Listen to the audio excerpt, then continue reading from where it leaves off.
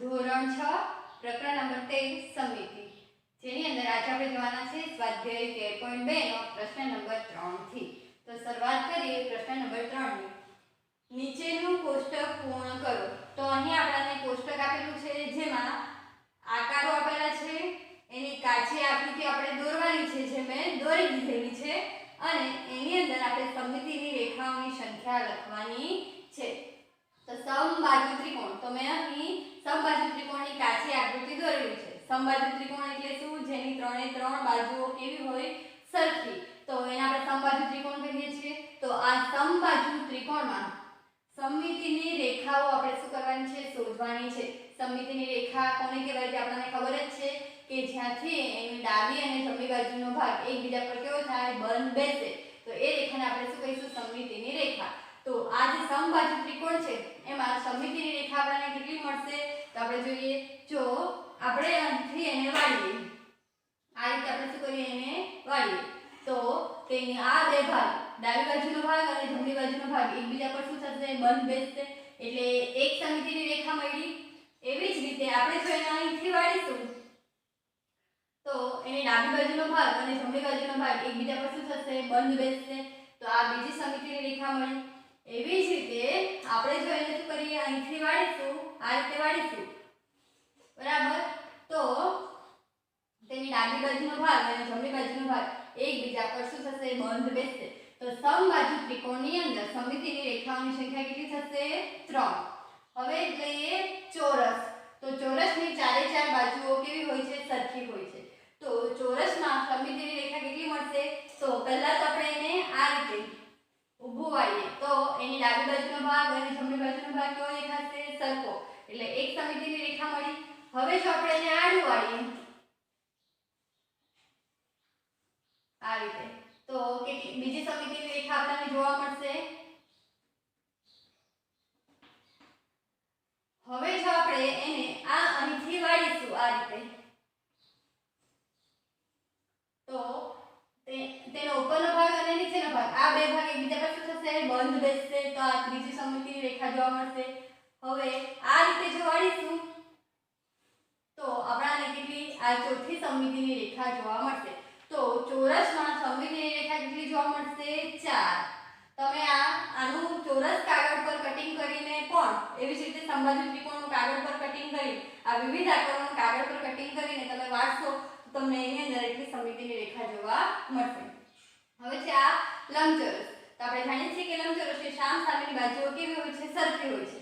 હવે આ લંબચોરસની આકૃતિ મેં દોરેલી છે તો એને આપણે વચ્ચેથી વાળીશું તો એની ડાબી બાજુનો ભાગ અને જમણી બાજુનો ભાગ કેવો મળશે? સરખો. બરાબર, એકબીજા પર બંધ બેસશે. એવી જ રીતે જો એને આ રીતે આપણે શું કરીશું? વાળીશું તો એની ઉપરનો ભાગ અને નીચેનો ભાગ એકબીજા પર શું થશે? બંધ બેસશે. તો લંબચોરસની અંદર સમમિતિની કેટલી રેખા મળશે આપણને? 2. સમદ્વિબાજુ ત્રિકોણ. તો સમદ્વિબાજુ ત્રિકોણની બે બાજુ કેવી છે? સરખી છે, બરાબર, અને ત્રીજી બાજુ કેવી હોય છે? અલગ હોય છે. તો સમદ્વિબાજુ ત્રિકોણમાં આપણે આ રીતે એને શું કરીશું? વાળીશું તો તેની ડાબી બાજુનો ભાગ અને જમણી બાજુનો ભાગ સરખો થશે. હવે જો આપણે એને આ રીતે વાળીશું તો તેની ડાબી બાજુનો ભાગ અને જમણી બાજુનો ભાગ એકબીજા પર બંધ બેસશે નહીં. માટે સમદ્વિબાજુ ત્રિકોણમાં સમમિતિની રેખા કેટલી મળશે આપણને? 1 મળશે. સમબાજુ ચતુષ્કોણ. તો સમબાજુ ચતુષ્કોણ છે તો આ રીતે વાળીશું તો તેની ડાબી બાજુનો ભાગ અને જમણી બાજુનો ભાગ કેવો મળશે? સરખો. એ જ રીતે આપણે જો એને આ રીતે વાળીશું તો એની ડાબી બાજુનો ભાગ અને જમણી બાજુનો ભાગ કેવો થાય છે? સરખો જોવા મળે છે. તો સમબાજુ ચતુષ્કોણમાં સમમિતિની રેખાની સંખ્યા થશે 2. હવે લઈએ વર્તુળ. તો વર્તુળને આપણે આ રીતે શું કરીએ? પહેલા વાળીએ તો ડાબી બાજુનો ભાગ અને જમણી બાજુનો ભાગ સરખો થશે. હવે આપણે શું કરીએ? એને આ રીતે વાળીએ તો તેનો ઉપરનો ભાગ અને નીચેનો ભાગ કેવો થશે? સરખો થશે. આ રીતે વાળીએ તો આ ભાગ અને આ ભાગ એકબીજા પર કેવો બેસશે? બંધ બેસશે. આ રીતે વાળીશું તો પણ આ રીતે પણ આપણે એને જો વાળીએ તો તેનો ડાબી બાજુનો ભાગ અને જમણી બાજુનો ભાગ એકબીજા પર શું થાય છે? બંધ બેસે છે. એટલે કે વર્તુળમાં આપણને સમમિતિની રેખાઓ કેવી મળે છે? અસંખ્ય મળે છે. તો વર્તુળની અંદર સમમિતિની રેખાઓ અસંખ્ય છે. પ્રશ્ન નંબર 4.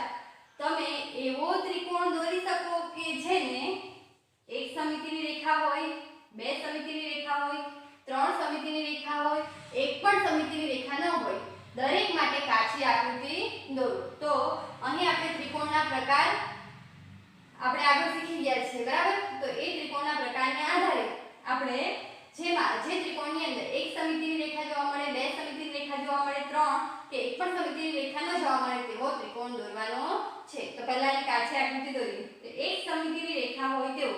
તો આપણે અહીં ત્રિકોણ જોઈ ગયા છે. તો એક સમિતિવાળો ત્રિકોણ કયો મળ્યો? સમદ્વિબાજુ ત્રિકોણ. તો સમદ્વિબાજુ ત્રિકોણ છે કે જેને સમિતિની રેખા કેટલી છે? 1 છે. તો આપણે અહીં સમદ્વિબાજુ ત્રિકોણ દોરીએ કે જેની સમિતિની રેખા કેટલી હોય? 1.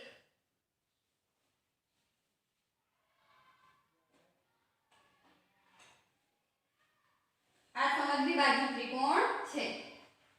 તો એવો કયો ત્રિકોણ છે કે જેમાં સમિતિની રેખા 1 જોવા મળે? તો સમદ્વિબાજુ ત્રિકોણ, બરાબર, જેમાં સમિતિની એક રેખા આ જોવા મળે છે.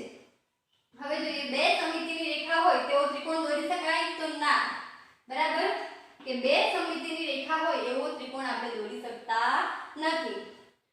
ત્રણ સમિતિની રેખા હોય તેવો ત્રિકોણ. તો આપણે જોઈ જ ગયા કે સમબાજુ ત્રિકોણ છે જેમાં તેની ત્રણે ત્રણ બાજુ સરખી છે. તો સમબાજુ ત્રિકોણની અંદર આપણને સમિતિની રેખા કેટલી જોવા મળે છે?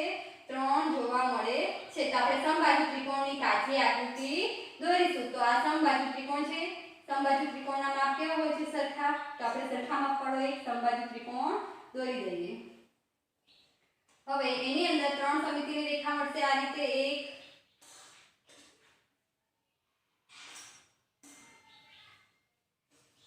આ બે અને આ ત્રણ. તો ત્રણ સમિતિની રેખા હોય તેવો ત્રિકોણ કયો છે? તો સમબાજુ ત્રિકોણ, કે જેમાં સમિતિની રેખા કેટલી છે? 1, 2 અને 3. હવે જોઈએ ડી. એક પણ સમિતિની રેખા ન હોય. હવે આપણે એવો ત્રિકોણ દોરવાનો છે કે જેને એક પણ સમિતિની રેખા ન હોય. તો આપણે જાણીએ છીએ કે વિષમબાજુ ત્રિકોણ. તો વિષમબાજુ ત્રિકોણ કે જેની ત્રણે ત્રણ બાજુ કેવી હોય છે? અલગ અલગ. તો આપણે ત્રણે ત્રણ બાજુ અલગ હોય તો એક વિષમબાજુ ત્રિકોણ દોરીએ.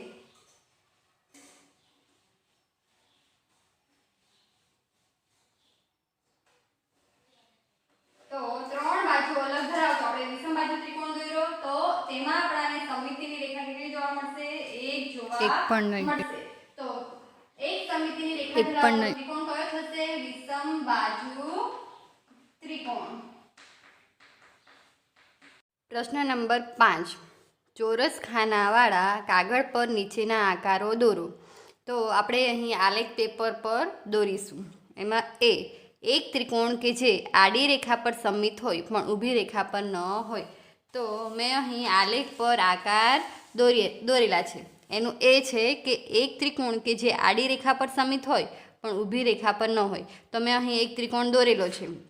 તો એને જો આપણે આ રીતે ઊભી રેખા દોરીશું તો એની ડાબી બાજુ અને જમણી બાજુ કેવી સરખી મળશે નહીં. એટલે આ જે ત્રિકોણ છે તેની ઊભી રેખા સમિતિની રેખા નથી. પરંતુ જો આપણે આ રીતે શું કરીશું? રેખા દોરીશું તો એની ડાબી બાજુનો ભાગ અને જમણી બાજુનો ભાગ એકબીજા પર શું થાય છે? બંધ બેસે છે. તો આપણે એવા ત્રિકોણની રચના કરવાની છે કે એક ત્રિકોણ કે જે આડી રેખા પર સમિત હોય પણ ઊભી રેખા પર ન હોય.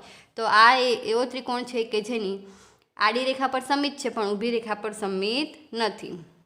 હવે જોઈએ બી. એક ચતુષ્કોણ કે જે આડી અને ઊભી બંને રેખાને સમિત હોય. તો મેં અહીં એક ચતુષ્કોણ દોરેલો છે.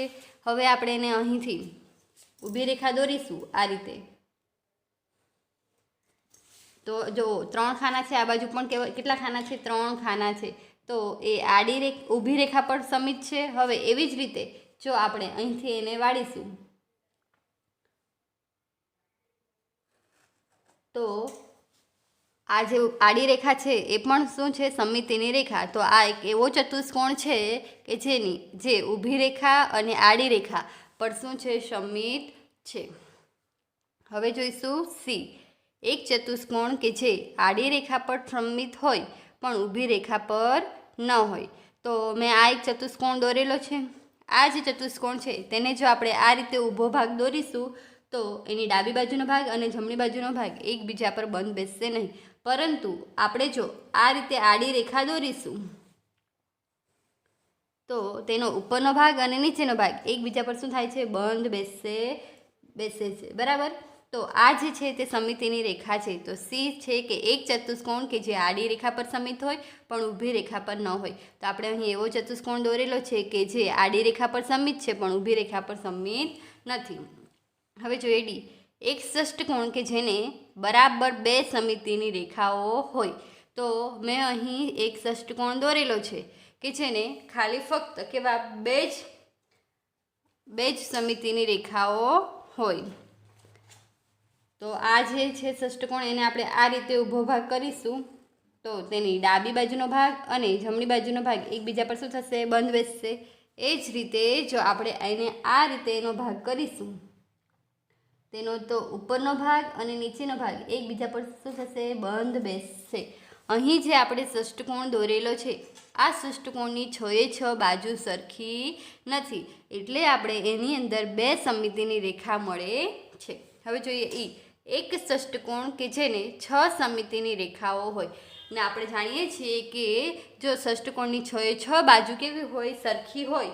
તો એમાં આપણાને સમમિતિની રેખાઓની સંખ્યા કેટલી મળે છે? 6 મળે છે. તો મેં અહીં એવો ષષ્ઠકોણ દોરેલો છે કે જેની 6 બાજુ કેવી છે? સરખી છે. તો આપણે એમાં સમમિતિની રેખા દોરી દઈએ. તો આ એક, આ છે 2, એ રીતે આ મળશે 3, આ થશે 4,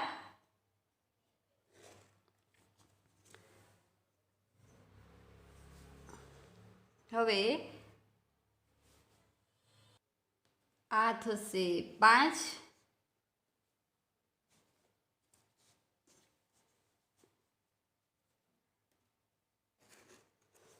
અને આ જે છે તે થશે 6. તો આ રીતે આપણાને કેટલી ષષ્ઠકોણની અંદર 6 સમમિતિની રેખાઓ મળે છે. આ 1, 2, 3, 4, 5 અને 6. આશા રાખું છું કે તમને સ્વાધ્યાય 13.2ના પ્રશ્ન નંબર 3થી પ્રશ્ન નંબર 5 સુધી સમજ પડી હશે. આપણે ફરી મળીશું નવા વિડીયો સાથે. આભાર.